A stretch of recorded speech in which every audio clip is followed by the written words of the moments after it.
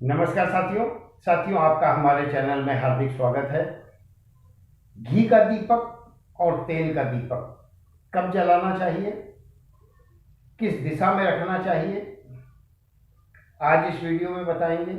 यदि आपको यह नहीं पता है कि मूर्ति के सामने पूजा करते समय घी का दीपक किस दिशा में रखना चाहिए और तेल का दीपक किस दिशा में रखना चाहिए, तो यह वीडियो आपके लिए बहुत महत्वपूर्ण है। साथ ही साथ गलत दिशा में यदि आप घी और तेल का दीपक रखते हैं या जलाते हैं तो भी आपको आर्थिक हानि हो सकती है, अशुभ फल प्राप्त हो सकते हैं और आपकी पूजा निरर्थक हो सकती है। वैसे तो दीपक मूर्ति के बीच में ही रखना चाहिए, ऐसा माना गया है, लेकिन आज इस वीडियो में आपको बताएंगे यदि आप घी का दीपक और तेल का दीपक दोनों मूर्ति के सामने जला रहे हैं तो आपको किस दिशा में रखना चाहिए। साथियों, सबसे पहले निवेदन है, विनती है, यदि अभी तक आपने हमारा चैनल सब्सक्राइब नहीं किया है तो चैनल को सब्सक्राइब करें, वीडियो को शेयर करें ज़्यादा से ज़्यादा, जिससे लोगों को हमारी वीडियो का लाभ प्राप्त हो।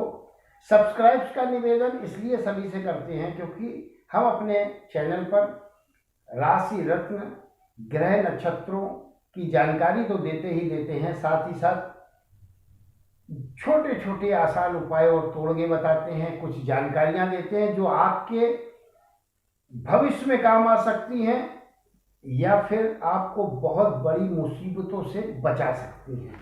ऐसे उपाय और तोड़गे बताने की कोशिश करते हैं।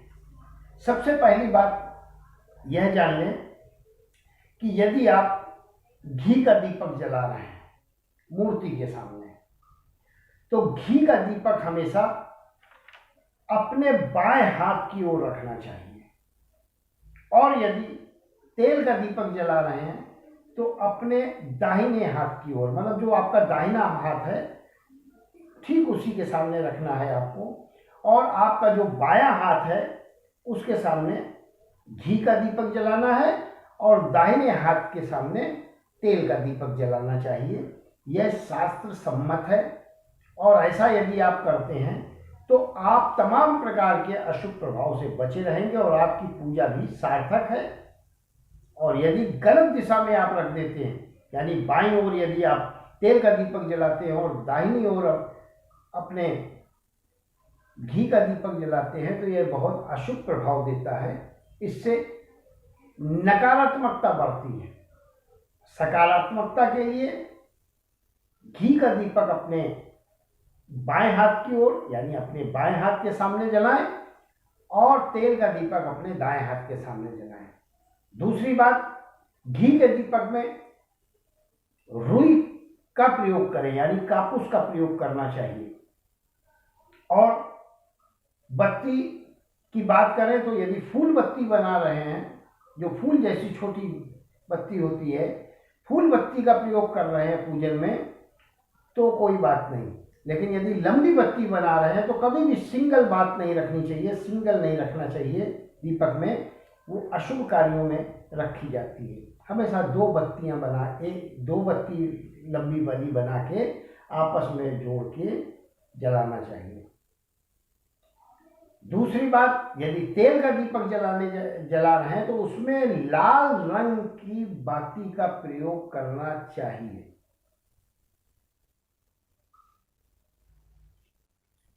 एक बात और ध्यान रखें कि दीपक जलाते समय और जलाने के बाद भी दीपक को कभी भी फूंक मारकर नहीं बुझाना चाहिए। आजकल एक फैशन बन चुका है कि लोग फूंक तो नहीं मारते लेकिन उसका पर्याय शोध लिया है, मतलब पर्याय की खोज कर ली है। दीपक जलाएंगे, समय नहीं है, समय का अभाव है और दीपक को बुझाना अनिवार्य हो जाता है उनके लिए, तो ऐसे में वो क्या करते हैं, दीपक को फूंक मुंह से तो नहीं मारते लेकिन फैन चालू कर देते हैं और दीपक को बुझा देते हैं। यह भी अशुभ फलदायी होता है, ऐसा भी बिल्कुल नहीं करना चाहिए। आप दीपक में उतना ही तेल या उतना ही घी का प्रयोग करें जितनी देर आपका दीपक प्रज्वलित रहे। ऐसा करना भी अशुभता की निशानी है, अशुभ फलदायी है। तो मुझे ऐसा लगता है कि आपको जो बातें आज इस वीडियो में बताई हैं, गहराई से समझाई हैं, इनका यदि आप विशेष रूप से ध्यान रखेंगे और यह गलती नहीं करेंगे तो लाभ ही लाभ होगा। और यदि दीपक कहाँ जलाना चाहिए, कहाँ जलाना शुभ होता है, कहाँ जलाना अशुभ होता है, इसकी जानकारी नहीं और आप दीपक जला रहे हैं, तो ये गलती आप पर बहुत भारी पड़ सकती है। वीडियो पसंद आई हो तो शेयर जरूर करें, चैनल को सब्सक्राइब जरूर करें। बहुत बहुत आभार, बहुत बहुत धन्यवाद। ईश्वर आपको हमेशा सुखी रखे, संपन्न रखे और स्वस्थ रखे।